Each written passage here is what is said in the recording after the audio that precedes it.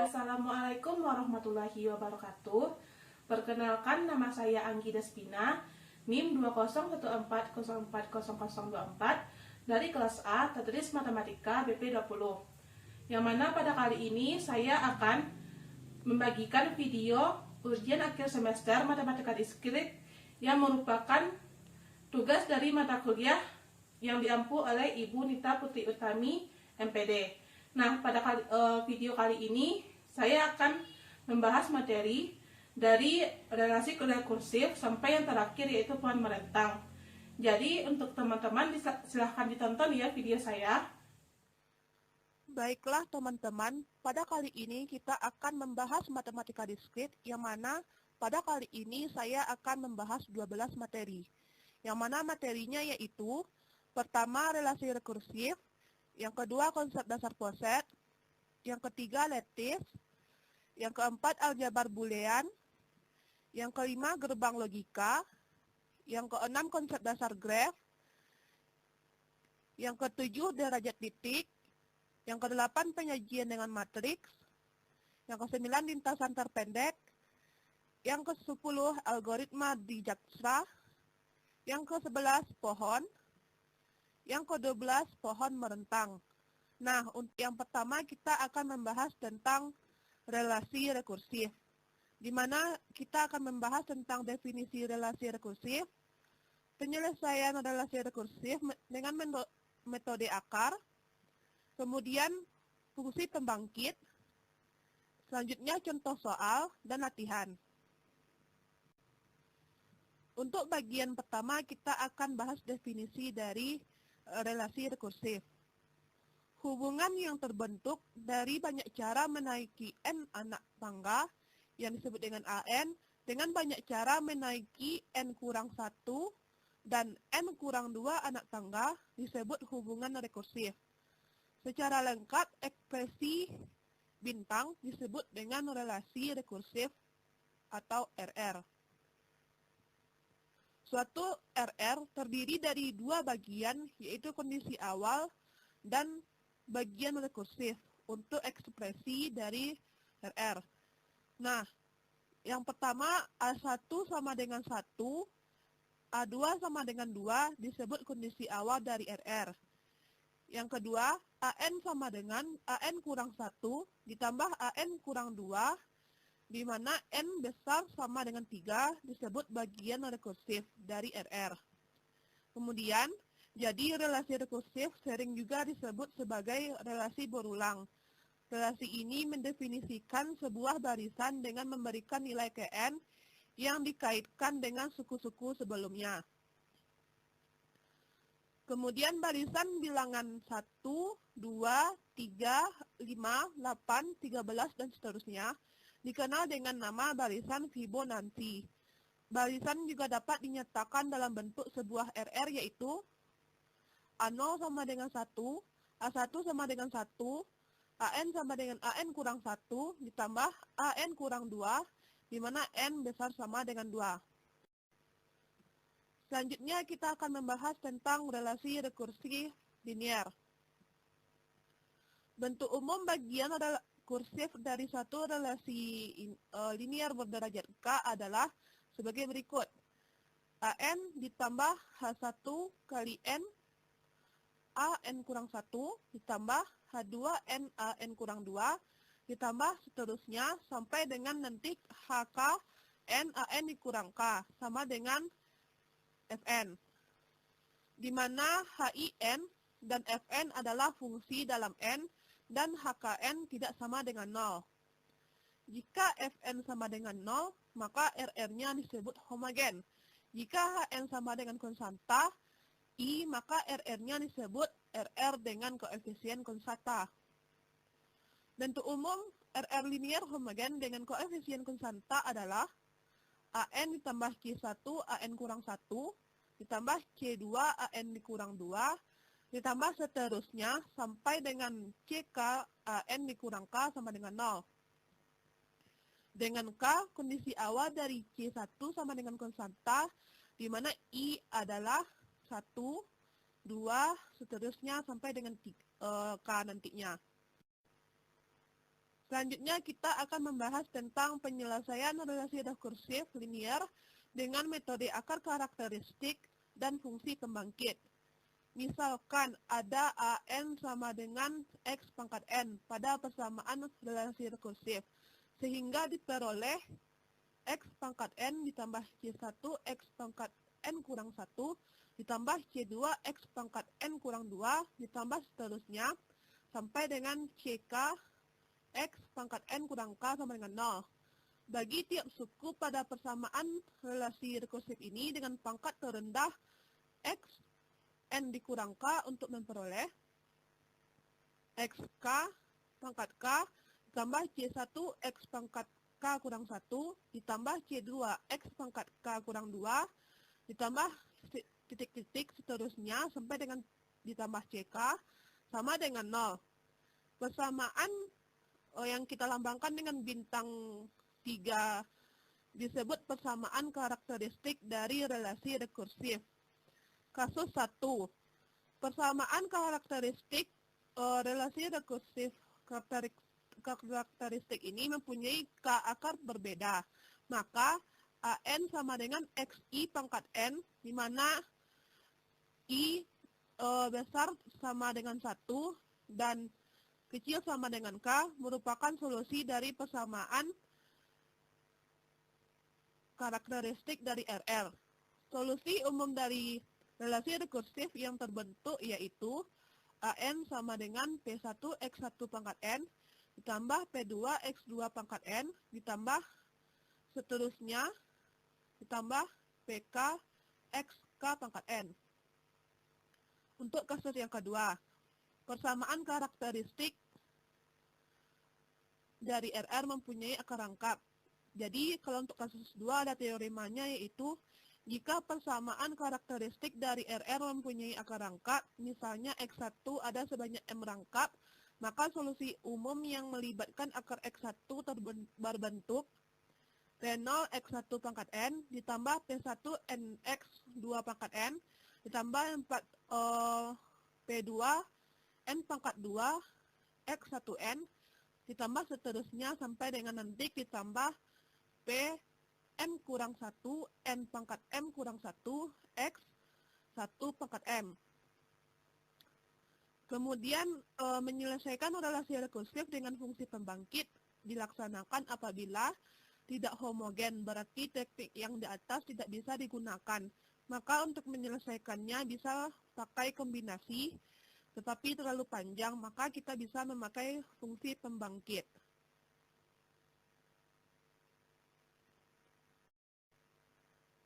Selanjutnya kita masuk ke contoh soal bagian dari materi ini. Tentukan solusi khusus dari relasi rekursi AN sama dengan 2 AN kurang 1 dengan A0 sama dengan 3. Maka untuk solusinya yaitu ubah persamaannya menjadi AN dikurang 2 AN kurang 1 sama dengan 0. Persamaan karakteristik dari relasi rekursif tersebut adalah R dikurang 2 sama dengan 0 sehingga R sama dengan 2. Solusi umum relasi rekursi dengan akar tunggal adalah AN sama dengan C1 R pangkat N. Berarti solusi umum untuk kasus ini AN sama dengan C1, kita masukkan R-nya 2, tadi 2 pangkat N. Untuk menentukan nilai C1, gunakan nilai awal yang telah diberikan, yaitu A0 sama dengan 3. Substitusi N sama dengan 0 pada AN sama dengan C1 dikali 2 pangkat N untuk mendapatkan A0 sama dengan C1 dikali 2 pangkat 0 sama dengan 3. Sehingga C1 sama dengan 3. Jadi solusi khusus relasi rekursifnya adalah AN sama dengan 3 dikali 2 pangkat N.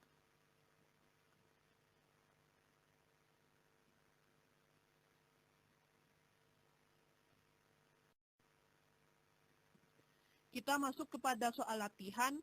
Teman-teman bisa untuk mempost bagian ini. Silahkan untuk dikerjakan latihannya di dalam buku masing-masing. Jika sudah, kita lanjutkan ke materi selanjutnya, yaitu konsep dasar poset. Pada materi konsep dasar poset ini kita akan membahas yaitu pertama definisi poset, yang kedua istilah-istilah dalam poset, yang ketiga diagram poset, yang keempat yaitu contoh soal dan latihan. Materi yang pertama yaitu definisi dari poset. Nah, suatu relasi biner pada R pada himpunan A dinamakan sebagai suatu relasi pengurutan tak lengkap atau relasi pengurutan parsial, partial ordering relationship, partial ordering relation, jika ia bersifat refleksif, antisimetris, dan transitif. Yang pertama yaitu refleksif atau dalam bahasa Inggris disebut dengan refleksif, yaitu relasi R pada himpunan A disebut refleksif jika A, A elemen R untuk setiap A elemen A. Kemudian relasi R pada himpunan A tidak refleksif jika ada A elemen A sedemikian sehingga A, A elemen R.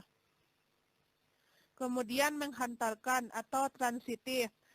Relasi R pada himpunan A disebut menghantarkan jika A, B elemen R dan B, C elemen R, maka A, C elemen R untuk A, B, C elemen A. Kemudian yang ketiga tolak setangkup atau antisimetris. Relasi R pada himpunan A sedemikian sehingga A, B elemen R dan B, A elemen R hanya jika A sama dengan B untuk A, B elemen A disebut tolak setangkup. Kemudian dalam poset kita ada notasi. Yang pertama yaitu kecil sama dengan, yang mana bisa kita baca dengan mendahului. Selanjutnya A kecil sama dengan B, artinya A mendahului B atau B sesudah A. Jadi pasangan himpunan di S disebut himpunan terurut parsial atau partially ordered set atau poset. Selanjutnya kita masuk kepada istilah-istilah dalam poset. Bila himpunan S adalah sebuah poset, maka A bagian dari subset dari S dan A tidak sama dengan himpunan kosong. Jadi yang pertama yaitu A elemen A disebut elemen minimal dari A jika tidak ada X elemen A sedemikian sehingga X kecil sama dengan A atau X mendahului A. Kemudian A elemen A disebut elemen maksimal dari A jika tidak ada X elemen A sedemikian sehingga A mendahului X. Kemudian A elemen A disebut elemen terkecil dari A jika A mendahului X, di mana X merupakan elemen dari A. Selanjutnya, A elemen A disebut elemen terbesar dari A jika X mendahului A dengan X elemen A. Selanjutnya, B elemen S disebut batas bawah dari A jika B mendahului X dengan X elemen A. Kemudian selanjutnya, B elemen S disebut batas atas dari A jika X mendahului B, di mana X merupakan elemen dari A. Selanjutnya, B elemen S disebut batas bawah terbesar atau infimum dari A jika untuk setiap C yang merupakan batas bawah lain dari A berlaku C mendahului B. Kemudian B elemen S disebut batas atas terkecil atau supremum dari A jika untuk setiap C yang merupakan batas atas lain dari A berlaku B mendahului C. Selanjutnya kita masuk kepada diagram poset atau hash. Representasi grafik satu relasi pengurutan parsial yang semua tanda panahnya mengarah ke atas juga dikenal dengan diagram hash sebagai relasi tersebut. Selanjutnya kita masuk kepada contoh soal dari materi ini. Teman-teman bisa lihat dulu gambarnya, udah terbayang apa contoh soalnya, yaitu ada himpunan A, di mana A ini terdiri dari 1, 2, 3, 4, 6, 8, 9, 12, 18, 24.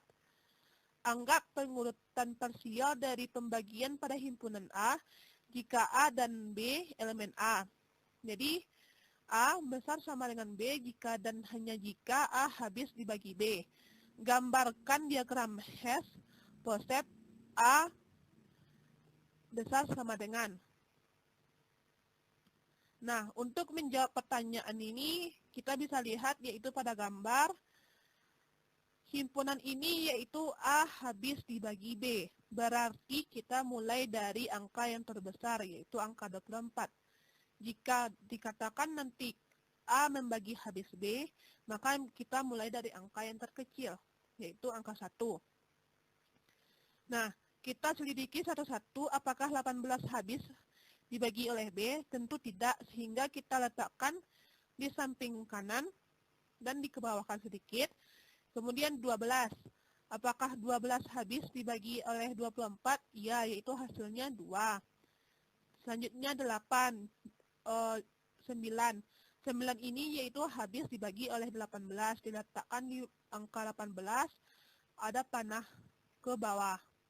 Yang kemudian 8 habis dibagi oleh 24. Kemudian 6 habis dibagi oleh 12 dan habis juga dibagi oleh 18.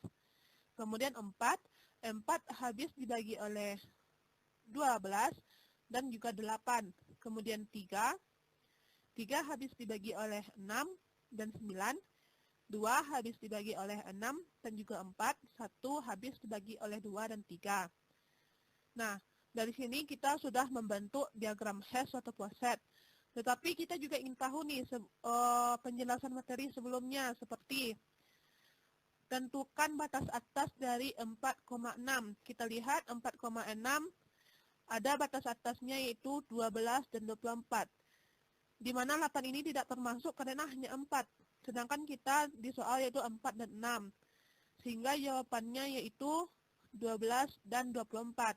Selanjutnya batas atas terkecil yaitu 12. Selanjutnya kita juga diminta mencari batas bawah dari 8 dan 12. Kita lihat 8 dan 12 batas bawahnya itu 4, 2, 1.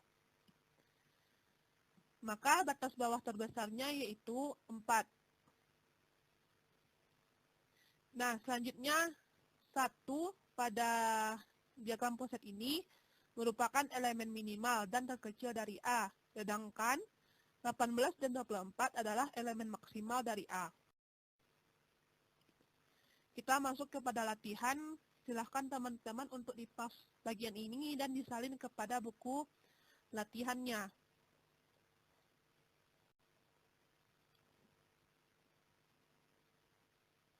Selanjutnya kita masuk kepada materi yang ketiga, yaitu lattice, di mana kita akan membahas definisi lattice, sublattice, komplement, contoh soal, dan latihannya. Yang pertama kita akan membahas tentang definisi lattice, yaitu sebuah lattice QCL adalah sebuah poset di mana infimum A, B dan supremum A, B ada untuk sebarang A, B elemen L. Dalam konteks lattice, infimum disebut mid dan supremum disebut dengan join. Pendefinisian lattice secara aksioma diberikan L sebuah himpunan tidak kosong dan tertutup terhadap operasi mid dan join. Maka L adalah sebuah lattice jika untuk A, B, C elemen L. Ketiga aksioma berikut terpenuhi. 1. A mid B sama dengan B mid A, dan A join B sama dengan B join A, sifat komutatif. Yang kedua, A mid B mid C sama dengan A mid dikali B mid C, dan A join B join C sama dengan A join B join C, yaitu asosiatif. Yang ketiga, A meet A join B sama dengan A, dan A join A meet B sama dengan A, yaitu sifat absorpsi. Jika lattice L juga memenuhi aksioma hukum distributif, maka A meet B join C sama dengan A meet B join A meet C, dan A join B join C sama dengan A join B meet A join C. Maka L disebut lattice distributif. Selanjutnya kita masuk ke sublattice. Definisinya, misalkan M adalah subhimpunan tidak kosong dari lattice L, maka M adalah sublattice dari L jika M adalah lattice. Kemudian definisi lain, dua lattice L dan L komplemen dikatakan isomorfis jika terdapat korespondensi satu-satu F.2L menuju L komplemen sedemikian sehingga F A meet B sama dengan F A meet FB dan F A join B sama dengan F A join FB untuk sebarang A, B elemen L. Kemudian kita selanjutnya membahas relasi urut pada lattice. Diberikan lattice L, urutan parsial pada L didefinisikan sebagai A kecil sama dengan B jika A meet B sama dengan A, analog dengan A kecil sama dengan B jika A join B sama dengan B. Selanjutnya kita masuk kepada komplemen. Definisinya yaitu diberikan L lattice terbatas dengan batas bawah 0 dan batas atas I dan A elemen L, sebuah elemen X elemen L dikatakan komplemen dari A jika A join X sama dengan I dan A join X sama dengan I dan A meet X sama dengan 0. Kemudian ada teoremanya yaitu diberikan L lattice distributif terbatas. Komplemen dari setiap elemen di L jika ada adalah unik. Kemudian lattice komplemen. Sebuah lattice dikatakan memiliki komplemen jika L berbatas dan setiap elemen di L memiliki komplemen. Selanjutnya kita masuk contoh soal pada materi yang ketiga ini. Nah, di bawah ini merupakan diagram hash dari satu lattice. Ada 4 gambar diagram hash. Teman-teman bisa memahami keempat gambar ini. Selanjutnya kita masuk soal latihan. Teman-teman bisa mempause terlebih dahulu soal latihan ini. Jika sudah di-pause, kita masuk kepada materi selanjutnya, yaitu tentang aljabar boolean, di mana kita akan membahas tentang definisi aljabar boolean, ekspresi boolean, prinsip dualitas, aljabar boolean dua nilai, mengevaluasi ekspresi boolean, hukum aljabar boolean, fungsi boolean, contoh soal, dan latihan. Yang pertama yang akan kita bahas yaitu definisi dari aljabar boolean. Misalkan terdapat dua operator biner yaitu plus dan titik. Kemudian sebuah operator unor yaitu komplemen dan titik. Kemudian B himpunan yang didefinisikan pada operator plus, titik, dan komplemen. 0 dan 1 adalah dua elemen yang berbeda dari B. Maka tupel B plus titik dan komplemen disebut aljabar boolean jika untuk setiap A, B, C elemen B berlaku aksioma atau postulat Huntington berikut. 1. Closure, yaitu A ditambah B elemen B A dikali B elemen B. Kemudian identitas, A ditambah 0 sama dengan A dikali 1 sama dengan A.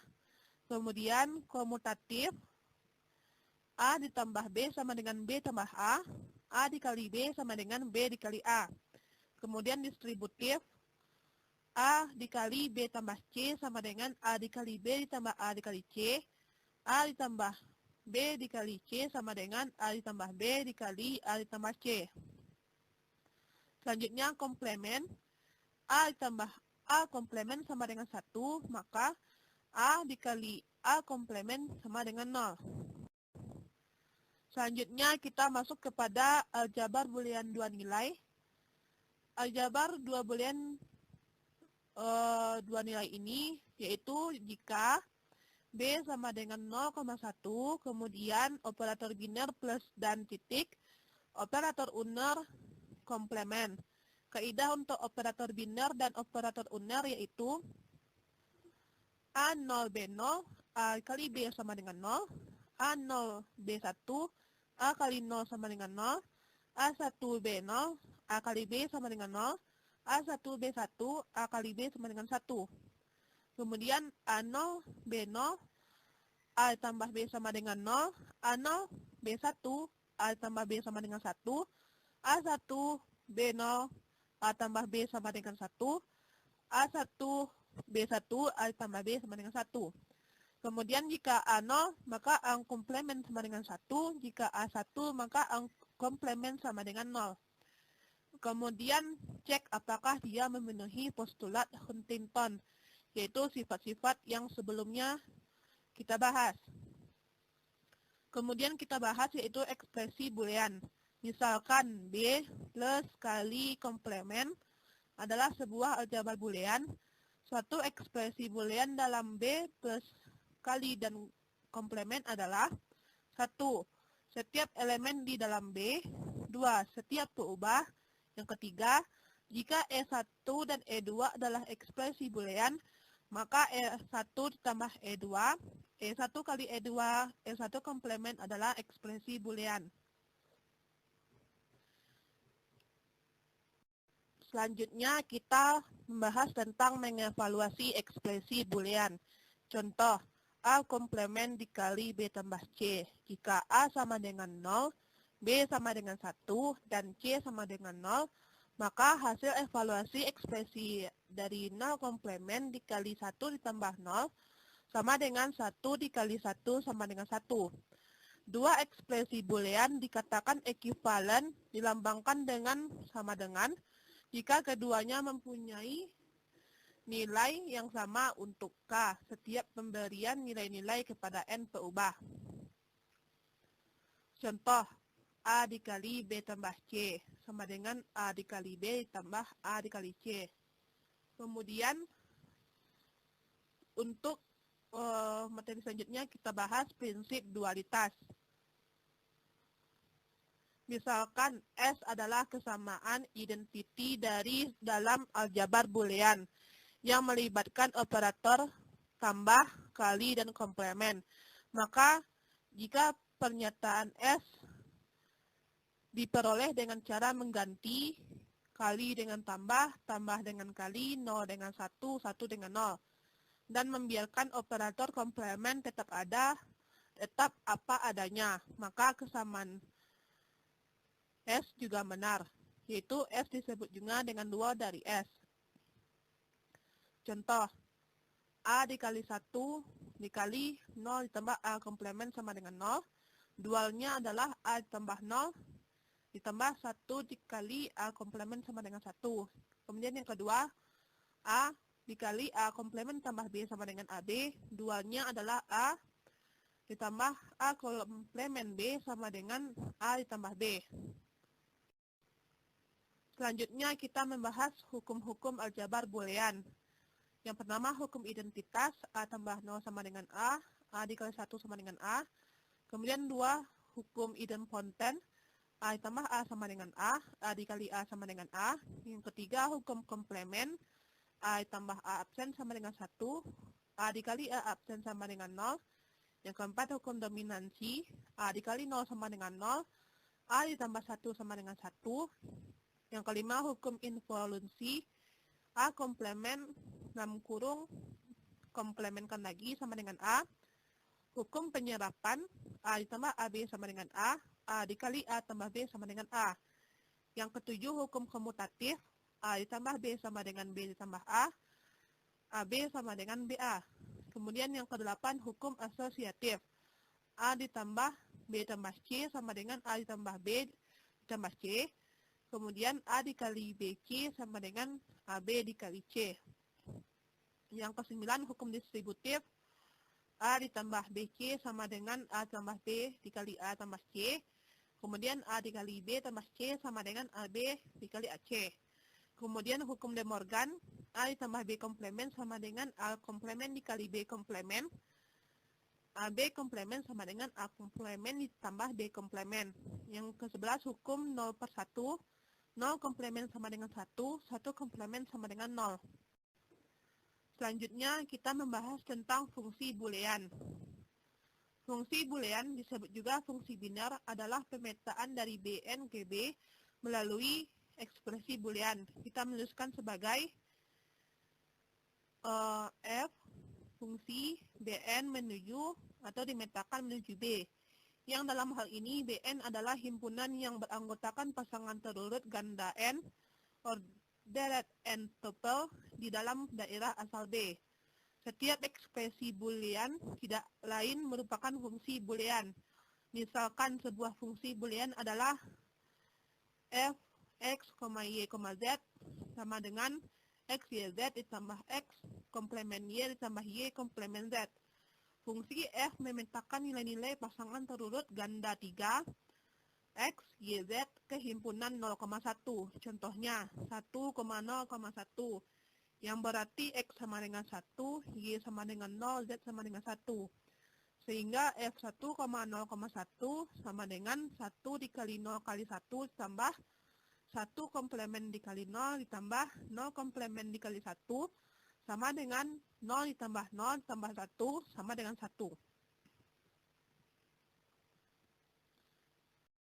Selanjutnya kita masuk kepada contoh soal materi yang keempat, yaitu diketahui fungsi boolean f, x, y, z sama dengan x, y, z komplemen. Nyatakan H dalam tabel kebenaran. Penyelesaiannya dapat kita lihat dalam tabel di bawah ini. X0, Y0, Z0, maka f, x, y, z sama dengan x, y, z komplemen sama dengan 0. Kemudian x0, y0, z1, maka f, x, y, z sama dengan x, y, z komplemennya sama dengan 0. Kemudian x0, y1, z0, maka f, x, y, z sama dengan x, y, z komplemennya sama dengan 0. Kemudian x0, y1, z1, maka f, x, y, z sama dengan x, y, z komplemen sama dengan 0. Kemudian x1, y0, z0, maka f, x, y, z sama dengan x, y, z komplemen sama dengan 0. Dan seterusnya sampai x1, y1, z1, maka f, x, y, z sama dengan x, y, z komplemen sama dengan 0. Nah, selanjutnya kita masuk kepada latihan. Silahkan teman-teman pause slide ini, kemudian disalin soal latihannya ke buku latihan. Selanjutnya kita masuk ke materi yang kelima, yaitu gerbang logika. Kita akan membahas tentang definisi gerbang logika, gerbang dasar, gerbang turunan, contoh soal, dan latihan. Kita masuk kepada definisi. Gerbang merupakan rangkaian dengan satu atau lebih sinyal masukan, tetapi hanya menghasilkan satu sinyal keluaran. Gerbang dinyatakan dengan dua keadaan. Satu, tegangan tinggi atau logika tinggi, atau high logic atau logika 1. Kemudian yang kedua, tegangan rendah atau logika rendah, atau low logic atau logika 0. Selanjutnya, rangkaian digital dirancang dengan menggunakan aljabar Boole. Penemunya adalah George Boole. Gerbang dasar. Gerbang dasar ada 3, yaitu NOT, AND, and OR, di mana inverter atau NOT, simbol grafis dan fungsi aljabarnya adalah Y sama dengan panjang A. Dengan tabel kebenaran A0, Y1, A1, Y0. Kemudian N, simbol grafis dan fungsi aljabarnya yaitu Y sama dengan A dikali B, di mana tabel kebenarannya A0, B0, Y sama dengan 0, A0, B1, Y sama dengan 0, A1, B0, Y sama dengan 0, A1, B1, Y sama dengan 1. Selanjutnya, ada OR, yaitu Y sama dengan A ditambah B. Jika A0, B0, maka Y-nya 0, A0, B1, maka Y-nya 1, A1, B0, maka Y-nya sama dengan 1, A1, B1, Y-nya sama dengan 1. Untuk timing diagram, teman-teman dapat perhatikan. Kalau perlu, slide ini silahkan untuk di-pause dan di-screenshot. Selanjutnya, kita masuk kepada gerbang turunan. Gerbang turunan ada 4, yaitu NaN, NOT AND, NOR, NOT OR, XOR, dan XNOR. Di mana yang pertama kita akan membahas tentang NaN atau NOT AND, yang mana simbol grafisnya yaitu Y sama dengan panjang A dikali B. Untuk tabel kebenarannya yaitu A0, B0, Y sama dengan 1, A0, B1, Y sama dengan 1, A1, B0 sama dengan Y sama dengan 1, A1, B1, Y-nya sama dengan 0. Kemudian yang kedua yaitu NOR, NOT OR, yaitu simbol grafis dan fungsi aljabarnya yaitu Y sama dengan panjang A ditambah B. Jika A, tabel kebenarannya ini, A-nya 0, B0, maka Y-nya sama dengan 1, A0, B1, Y-nya sama dengan 0, A1, B0, Y sama dengan 0, A1, B1, Y-nya sama dengan 0. Kemudian yang ketiga yaitu XOR, yaitu Y sama dengan A B, yang mana A 0, B 0, Y sama dengan 0, A0, B1, Y sama dengan 1, A1, B0, Y sama dengan 1, A1, B1, Y sama dengan 0. Kemudian XNOR, yaitu tabel kebenarannya A0, B0 sama dengan Y1, A0, B1, Y sama dengan 0, A1, B0, Y sama dengan 0, A1, B1, Y sama dengan 1. Maka untuk timing diagramnya, teman-teman bisa dilihat di yang perlu di pause slide ini, kemudian di screenshot.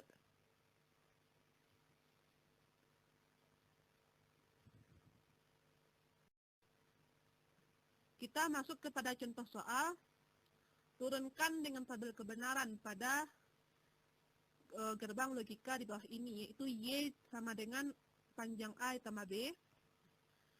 Kita dapat buat tabelnya yaitu A0, B0, A1, Y sama dengan 1, A0, B1, A1, Y sama dengan 1, A1, B0, A0, Y sama dengan 0, A1, B1, A0, Y sama dengan 1. Selanjutnya kita masuk kepada latihan. Silahkan kepada teman-teman untuk diambil buku latihannya, dicatat dalam latihan. Kalau perlu, slide ini di-pause dan di-screenshot. Selanjutnya kita masuk kepada materi konsep dasar graf. Kita akan membahas definisi graf, jenis-jenis graf, terminologi graf, pewarnaan graf, contoh soal, latihan. Nah, untuk yang pertama kita bahas yaitu definisi dari graf.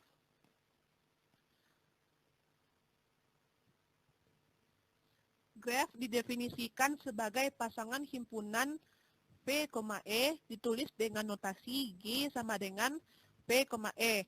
Yang dalam hal ini V adalah himpunan kosong dari simpul-simpul, vertex atau node, dengan E adalah himpunan sisi, edges atau arcs yang menghubungkan sepasang simpul.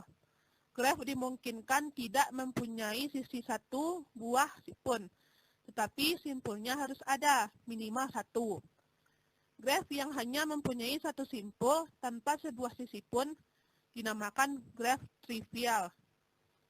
Simpul pada graf dapat dinomori dengan huruf seperti A, B, C, seterusnya, sampai V, W, dan seterusnya.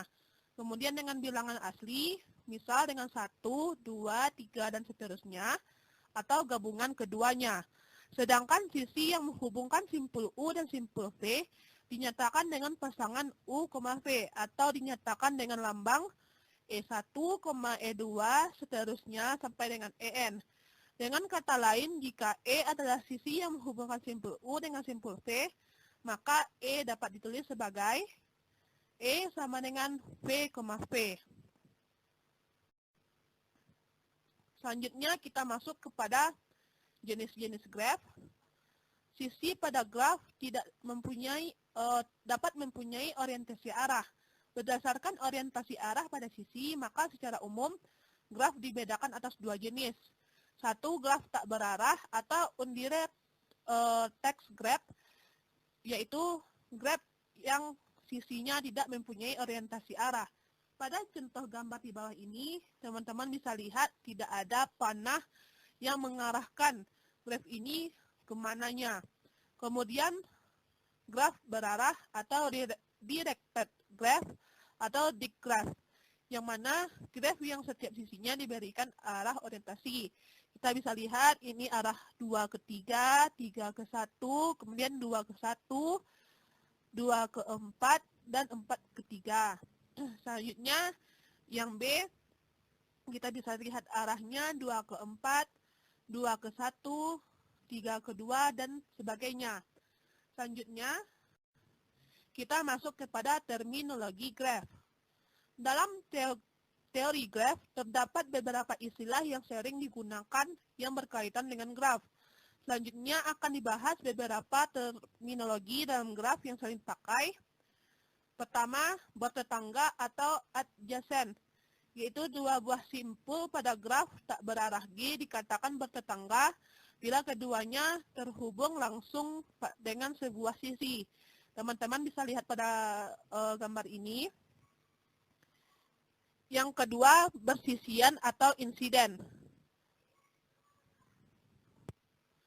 Selanjutnya, yaitu suatu sisi dikatakan bersisian dengan suatu simpul apabila sisi tersebut berhubungan dengan simpul tersebut secara langsung. Yang ketiga, simpul terpencil atau isolated vertex. Simpul terpencil ialah simpul yang tidak memiliki sisi yang terhubung dengannya. Atau dapat juga dikatakan bahwa simpul terpencil adalah simpul yang tidak satupun bertetangga dengan simpul lainnya. Contohnya, pada gambar di samping ini yaitu 5, merupakan simpul terpencil. Yang keempat, graf kosong atau null graph. Graf kosong merupakan graf yang tidak memiliki sisi, namun masih memiliki himpunan titik yang berjumlah lebih dari atau sama dengan 1. Ditulis sebagai NN, dengan N adalah jumlah simpul. Kita lihat pada gambar samping ada 1, 2, 3, 4, dan 5, maka N-nya adalah 5. Selanjutnya kita bahas derajat atau degree. Dalam graf tidak berarah, derajat suatu simpul merupakan jumlah sisi yang bersisian secara langsung dengan simpul tersebut. Sedangkan dalam graf berarah, derajat terbagi menjadi 2, yaitu derajat masuk D in dan derajat keluar D out. Selanjutnya kita bahas lintasan atau pad. Lintasan merupakan rangkaian simpul dan sisi yang dilalui dari suatu simpul awal V0 ke simpul tujuan Vn. Penulisannya ditulis berselang-seling antara simpul dan sisi dengan bentuk E1, V1, E2, V2, seterusnya sampai dengan Vn kurang 1, En, Vn. Demikian sehingga E1 sama dengan V0, V1, E2 sama dengan V1, V2, seterusnya sampai dengan En sama dengan Vn kurang 1, Vn adalah sebuah sisi dari graf G. Selanjutnya yang ketujuh kita bahas yaitu sirkuit atau siklus atau circle. Sirkuit atau siklus adalah lintasan yang berawal dan berakhir pada simpul yang sama. Yang kedelapan, terhubung atau connected. Dalam graf tak berarah, graf dikatakan terhubung jika pada setiap simpulnya terdapat sisi yang menghubungkannya, dan untuk setiap sisi tersebut terdapat sisi yang dapat mencapainya. Dalam graf berarah, graf dikatakan terhubung jika graf tak berarah juga terhubung. Kita lihat pada gambar samping ada graf yang terhubung atau connected. Selanjutnya,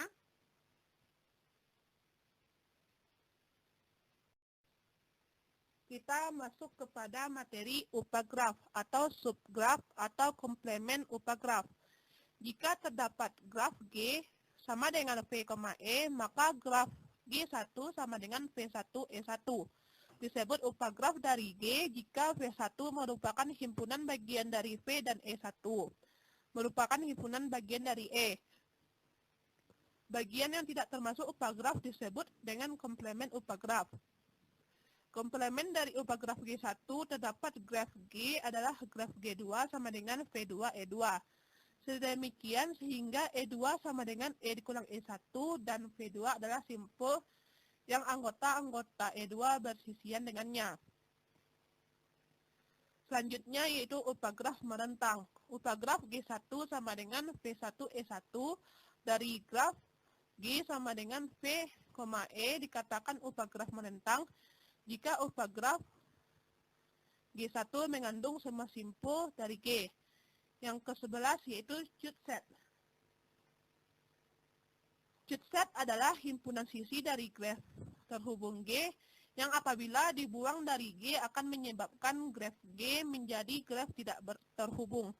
Jadi cut-set selalu menghasilkan dua buah komponen terhubung. Yang ke-12 yaitu graf berbobot.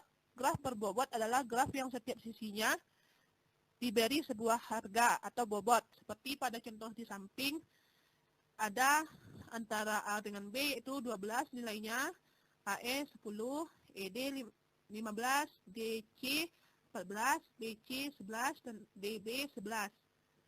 Selanjutnya, kita masuk pewarnaan graf. 1. Pewarnaan sisi. Pewarnaan sisi dilakukan dengan memberikan warna yang berbeda pada sisi yang bertetangga, sehingga tidak ada dua sisi yang bertetangga dengan warna yang sama.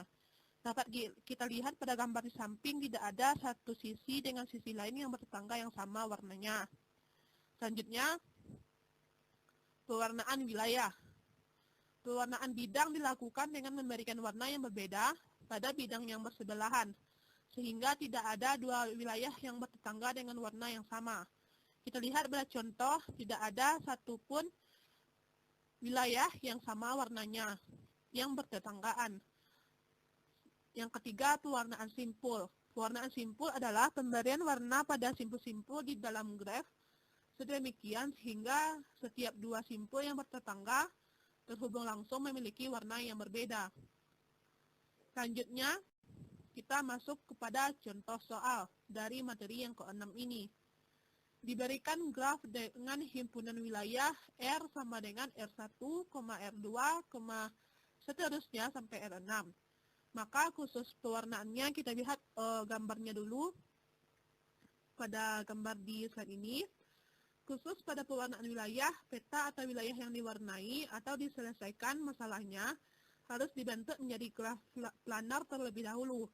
Graf planar adalah graf yang dapat digambarkan pada bidang datar, sedemikian sehingga tidak ada sisinya yang saling berpotongan.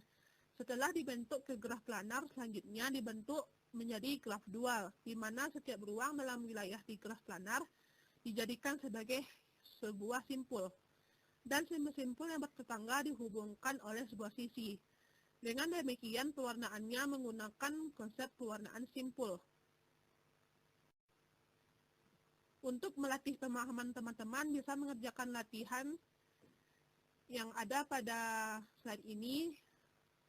Silahkan untuk di screenshot atau di poster lebih dahulu. Selanjutnya kita masuk ke materi yang ketujuh, yaitu derajat titik. Kita akan membahas definisi, macam-macam, derajat titik pada graf berarah dan tidak, kemudian contoh soal dan latihan. Yang pertama kita masuk kepada definisi. Derajat satu titik V dalam graf G dilambangkan dengan DV menyatakan banyak sisi yang bersisian, insiden dengan titik V. Beberapa hal yang perlu diperhatikan terkait dengan derajat adalah sebagai berikut. 1. Untuk lob derajat titik ujungnya adalah 2, sedangkan titik terisolasi adalah 0. Kemudian barisan derajat dari suatu graf terdiri dari derajat titik-titik pada graf yang disusun dalam urutan menaik dengan pengulangan yang diperlukan. Selanjutnya derajat graf adalah jumlah derajat semua titik dalam graf. Selanjutnya kita bahas tentang macam-macam derajat titik. Yang pertama derajat minimum, yang kedua derajat maksimum, yang ketiga barisan derajat, yang keempat derajat titik beraturan, yang kelima gelung atau self lob. Kemudian selanjutnya derajat pada graf berarah. Pada graf berarah derajat simpul V dinyatakan dengan din V sama dengan derajat masuk sama dengan jumlah busur yang masuk ke dalam simpul V. Kemudian d out V adalah derajat keluar sama dengan jumlah busur yang keluar dari simpul V. Jadi dv sama dengan din V ditambah d out V. Selanjutnya, derajat pada graf tak berarah. Menghitung derajat pada graf tak berarah merupakan jumlah keseluruhan dari derajat suatu simpul. Kita masuk kepada contoh soal. Terlihat pada gambar samping ada sebuah graf. Maka derajat titiknya adalah yang pertama degree A sama dengan 4. Yang ini. Kemudian degree B sama dengan 3. Degree C sama dengan 2, degree D sama dengan 3, degree E sama dengan 4, degree F sama dengan 3, degree H sama dengan 2, kemudian degree I sama dengan 3. Jadi jumlah degree adalah 24, jumlah rusuk sama dengan 12, jumlah degree sama dengan 2 kali jumlah rusuk. Selanjutnya kita masuk ke latihan pada materi ketujuh ini. Silahkan teman-teman untuk di-pause terlebih dulu dan di-screenshot dan dikerjakan di buku latihannya.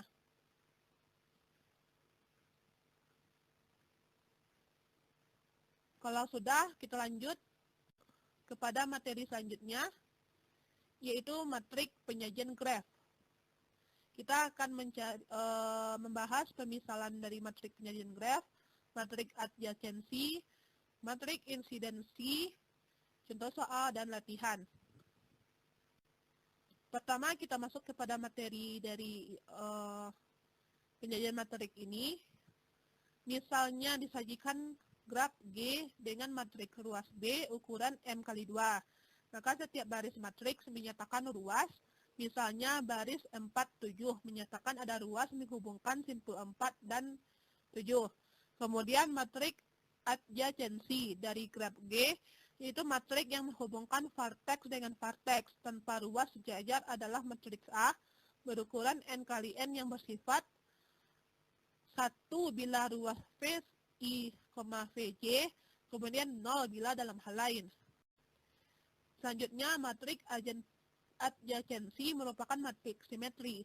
Untuk graf dengan ruas sejajar, matrik adjacensi didefinisikan sebagai berikut. P bila ada P sebuah ruas yang menghubungkan VI, Vj, di mana P besar dari 0, 0 bila dalam hal lain. Kemudian matrik insidensi. Matrik insidensi dari graf G yaitu matrik yang menghubungkan vertex dengan X tanpa self-lob. Didefinisikan sebagai matrik M berukuran N kali M sebagai berikut. 1 bila ada ruas EJ berujung di simpul V1 atau VI, kemudian 0 dalam hal lain. Kita masuk kepada selanjutnya contoh soal dari materi ke-8 ini. Nyatakan graf di bawah dalam bentuk matrik titik, rusuk, dan titik rusuk. Kita lihat dulu soalnya gambar graf ini. Dari sini kita bisa lihat ada A, B, C, D, E, F, G, di mana merupakan matrik titik dari graf di atas adalah matrik 7x7, karena graf di atas mempunyai 7 buah titik. Kita bisa lihat pada gambar yang ini, A, B, C, D, E, F, G, yaitu barisnya, kolomnya ada A, B, C, D, E, F, I ke bawah. Cara mengisi elemen matrik yaitu baris 1, kolom 1, dari A ke A sama dengan 0, baris 1, kolom 2, dari A ke B sama dengan 1, titik A dan B terhubung oleh sebuah rusuk, baris 4, kolom 4, dari D ke D sama dengan 2, titik B mempunyai lob, yang keempat baris 5, kolom 6, dari E ke V sama dengan 2, titik E dan V terhubung oleh 2 buah rusuk E7 dan E8. Kemudian baris 7, kolom 1, dari E1, EI ke A sama dengan 0, titik I dan A tidak terhubung oleh sebuah rusuk. Jadi matrik rusuk dari graf di atas adalah matrik 11 kali 11, karena graf di atas mempunyai 11 rusuk. Bisa teman-teman lihat pada gambar ini, silahkan untuk di screenshot.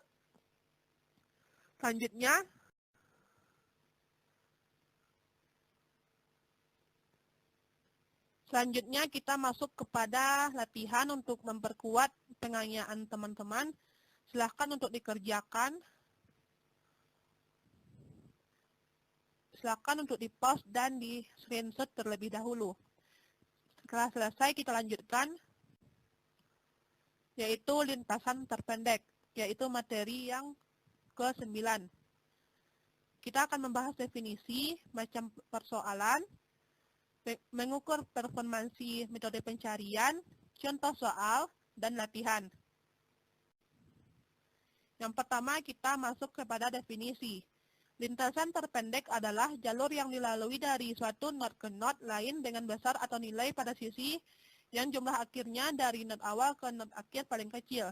Lintasan terpendek adalah lintasan minimum yang diperlukan untuk mencapai suatu tempat dari tempat lain. Lintasan minimum yang dimaksud dapat dicari dengan menggunakan graf. Graf yang digunakan adalah graf yang berbobot, yaitu graf yang setiap sisinya diberikan satu nilai atau bobot. Dalam kasus ini, bobot yang dimaksud berupa jarak atau waktu kemacetan terjadi. Ada beberapa macam persoalan lintasan terpendek. Yang pertama, lintasan terpendek antara dua buah simpul tertentu, A per shorted path. Kemudian lintasan terpendek antara semua pasangan simpul, O per shortest path. Yang ketiga, lintasan terpendek dari simpul tertentu ke semua simpul yang lain, yaitu single shortest path. Yang keempat, lintasan terpendek antara dua buah simpul yang melalui beberapa simpul tertentu, atau disebut dengan intermediate shortest path. Selanjutnya kita membahas tentang untuk mengukur performansi metode pencarian terdapat 4 kriteria yang harus digunakan. Yang pertama, completeness, yaitu apakah metode tersebut menjamin penemuan solusi jika solusinya memang ada. Kemudian time complexity, berapa lama waktu yang diperlukan. Selanjutnya space complexity, berapa banyak memori yang diperlukan. Selanjutnya optimality, apakah metode tersebut menjamin menemukan solusi yang tepat. Dan selanjutnya kita bahas contoh soal, yaitu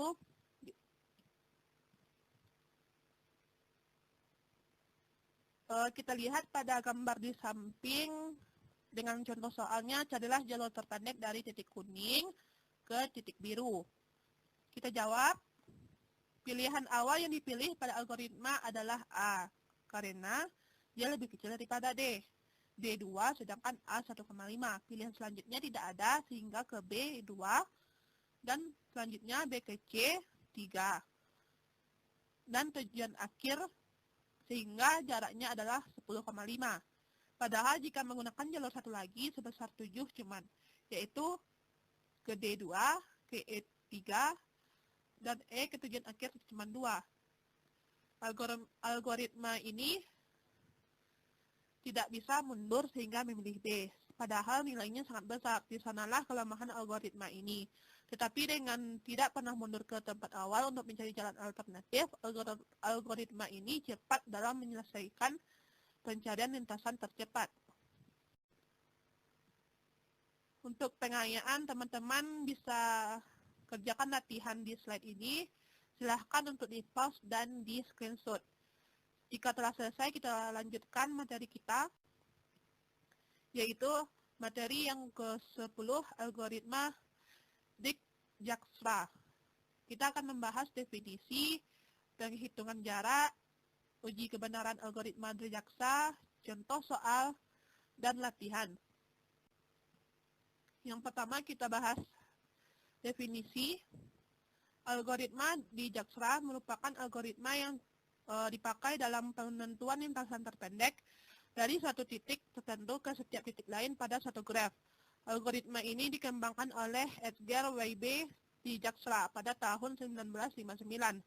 Lintasan terpendek untuk satu titik tertentu dengan titik lain diperoleh dari pohon pembangun yang memiliki nilai minimum.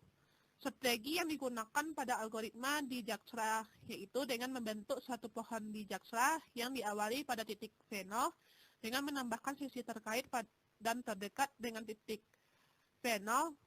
Penambahan sisi dilakukan pada setiap pengulangan iteration dan dilakukan dengan menggunakan fungsi Dijkstra nextX. Selanjutnya, fungsi Dijkstra nextX didefinisikan sebagai berikut.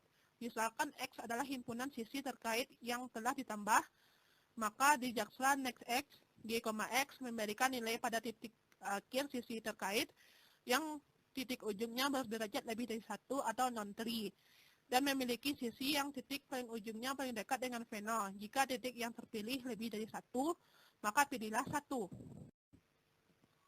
Kemudian penghitungan jarak, misalkan WE menyatakan bobot dari sisi E pada graf berbobot, dan WQ menyatakan bobot dari sisi Q pada pohon yang terbentuk, dan V0 adalah titik awal yang dipilih untuk penentuan pohon Dijkstra. Jika V adalah titik pangkal dengan nilai terendah dan Y sebagai titik ujung pada sisi Q yang terpilih, maka D V0, Y sama dengan D dikali V0, V ditambah WQ. Jadi pada saat Q terpilih pada pengulangan QI sebagai sisi yang ditambahkan pada pohon Dijkstra, Y haruslah menjadi titik dengan nilai minimum. Definisi 3.2, misalkan E sebagai sisi terakhir yang ditambahkan pada pohon Dijkstra yang terbentuk dan V merupakan titik pangkal pada sisi pohon E, P value dari sisi E yang dinotasikan oleh PE diberikan oleh PE sama dengan D dikali V0, V ditambah WE. Kemudian uji kebenaran algoritma Dijkstra.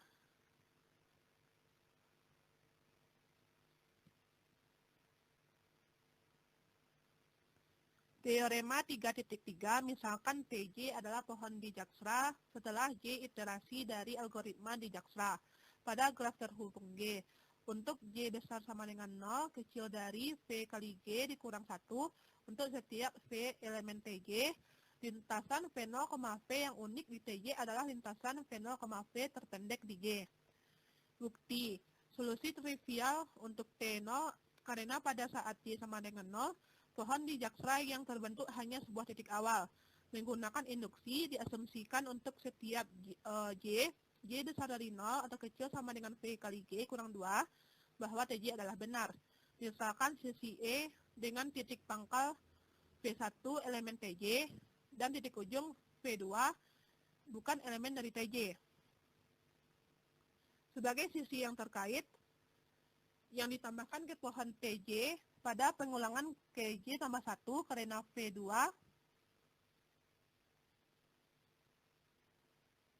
merupakan satu-satunya titik baru di TJ tambah 1. Maka lintasan V0, V2 Q di titik TJ tambah 1 adalah lintasan terpendek dari V0 ke V2. dengan panjang lintasan Q adalah PE. Selanjutnya akan ditunjukkan bahwa lintasan Q merupakan lintasan yang unik, artinya tidak ada lintasan yang lebih pendek dari Q. Misalkan R adalah lintasan V0,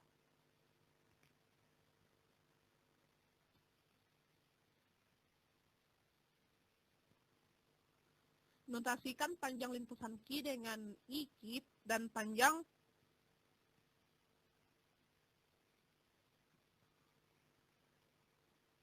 akan ditunjukkan IR besar sama dengan IQ, misalkan sisi F dengan titik pangkal V3 elemen TJ dan titik ujung V4 bukan elemen dari TJ, di mana F bukan elemen dari TJ. Misalkan lintasan K adalah lintasan yang menghubungkan V4 dengan V2, artinya lintasan K adalah bagian dari lintasan R. Karena sisi E sisi terkait dengan TJ dan dipilih untuk ditambahkan ke TJ, pada pengulangan KJ tambah 1, maka PE kecil sama dengan PF. Perhatikan bahwa IR sama dengan D dikali V0, V3 tambah WF tambah 1K sama dengan PF tambah 1K besar sama dengan PE tambah 1K besar sama dengan PE sama dengan IQ. Jadi karena IR besar sama dengan IQ, maka lintasan Q merupakan lintasan unik, yaitu tidak ada lintasan yang lebih pendek dari lintasan Q. Kita masuk ke contoh soal. Teman-teman bisa lihat contoh soal berikut. Ada hasilnya dalam tabel. Kita cari analisisnya, visit, current. Maka dengan kita buat itu, kita dapat jarak terpendek dari V1 ke V7 adalah 16. Dengan jalur V1 menuju V2, V3, menuju V5, V6, dan menuju dengan V7. Selanjutnya kita masuk ke latihan. Teman-teman bisa kerjakan, silahkan untuk di pause dan di screenshot. Baiklah, kita selanjutnya masuk ke materi pohon, di mana kita akan membahas definisinya, definisi hutan dan pohon, kemudian sifat-sifat pohon, contoh soal, dan latihan. Yang pertama kita bahas yaitu definisi pohon, yaitu graf pohon dikatakan graf tak berarah terhubung yang tidak mengandung sirkuit. Kita lihat pada gambar di bawah ini, gambar ke-1 dan ke-2 merupakan pohon karena tak berarah dan tidak mengandung sirkuit. Sedangkan gambar ke-3 dan ke-4 dia mengandung sirkuit. Selanjutnya kita masuk ke definisi hutan atau forest. Hutan adalah kumpulan pohon yang saling lepas atau graf tidak terhubung yang tidak mengandung sirkuit. Setiap komponen di dalam graf terhubung tersebut adalah pohon. Nah, dari gambar di bawah ini kita lihat ada hutan yang terdiri dari 3 buah pohon. Pohon 1, pohon 2, dan pohon 3. Selanjutnya, kita masuk ke sifat-sifat pohon. Misalnya teorema, misalkan G sama dengan V, E adalah graf tak berarah sederhana dan jumlah simpulnya N, maka semua pernyataan di bawah ini adalah ekuivalen. G adalah pohon. Yang kedua, setiap pasang simpul di dalam G terhubung dengan lintasan tunggal. Yang ketiga, G terhubung dan memiliki M sama dengan N kurang 1 buah sisi. Yang keempat, G tidak mengandung sirkuit dan memiliki M sama dengan N kurang 1 buah sisi. Yang kelima, G tidak mengandung sirkuit. Dan penambahan satu sisi pada graf akan membuat hanya satu sirkuit. Selanjutnya, G terhubung dan semua sisinya adalah jembatan. Teorema di atas dapat dikatakan sebagai definisi lain dari pohon. Kita masuk kepada contoh soal, tentukan yang manakah pohon, apakah bisa ini menjadi hutan. Yang pohon yaitu gambar pertama dan yang kedua. Dan tentu bisa menjadi hutan, karena hutan terdiri dari beberapa pohon. Kita masuk selanjutnya ke latihan. Silahkan teman-teman untuk di pause dan di screenshot soal yang ada pada slide ini.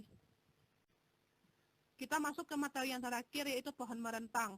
Kita akan membahas definisinya, aplikasi, pohon merentang minimum, contoh soal, dan latihan. Yang pertama kita bahas definisi dari pohon merentang. Pohon merentang dari graf terhubung adalah upagraf merentang yang berupa pohon. Pohon merentang diperoleh dengan memutus sirkuit di dalam graf. Setiap graf terhubung mempunyai paling sedikit satu buah pohon merentang. Graf tak terhubung dengan K komponen mempunyai K buah hutan merentang yang disebut dengan hutan merentang atau spanning forest. Kita lihat pada gambar di bawah yaitu G, di mana G ini terdapat T1, T2, T3, dan T4 sebagai spanning forest. Selanjutnya, aplikasi pohon merentang. Aplikasi pohon merentang kita aplikasikan kepada jumlah ruas jalan seminimum mungkin yang menghubungkan semua kota sehingga setiap kota yang terhubung satu sama lain. Kemudian routing pesan pada jaringan komputer. Yang selanjutnya kita bahas yaitu pohon merentang minimum. Graf terhubung berbobot mungkin mempunyai lebih dari satu pohon merentang. Pohon merentang yang berbobot minimum dinamakan pohon merentang minimum atau minimum spanning tree. Nah, teman-teman bisa lihat di sini yaitu ada pohon merentang minimumnya. Selanjutnya, algoritma prime. Langkah 1, ambil sisi dari graf G yang berbobot minimum, masukkan ke dalam T. Langkah 2, pilih sisi U, V yang mempunyai bobot minimum dan bersisian dengan simpul di T, tetapi U, V tidak membentuk sirkuit di T. Masukkan UV ke dalam T. Langkah ketiga, ulangi langkah 2 sebanyak N dikurang 2 kali. Kita masuk kepada contoh soal. Teman-teman bisa lihat pada gambar di sebelah kiri, kita tentukan pohon merentang minimumnya. Yang pertama, kita ambil sisi 1,2, bobotnya yaitu 10. Yang kedua, sisi 2,6, bobotnya 25. Yang ketiga, sisi 3,6, bobotnya 15. Yang keempat, sisi 4,6, bobotnya 20. Yang kelima, 3,5, bobotnya 35. Bisa dilihat sendiri pohon rentangnya, sehingga kita dapat hasilkan pohon merentang minimum dengan bobot 100,05. Selanjutnya, kita masuk ke latihan. Untuk melatih kemampuan teman-teman bisa dikerjakan latihan ini, di pause terlebih dahulu, kemudian di screenshot. Baiklah, sekianlah yang dapat saya sampaikan. Mohon maaf jika ada kesalahan. Mungkin saya ada salah dalam penyampaian materi atau materinya yang kurang bagus. Sekianlah yang dapat saya sampaikan. Wabillahi taufiq wal hidayah. Wassalamualaikum warahmatullahi wabarakatuh.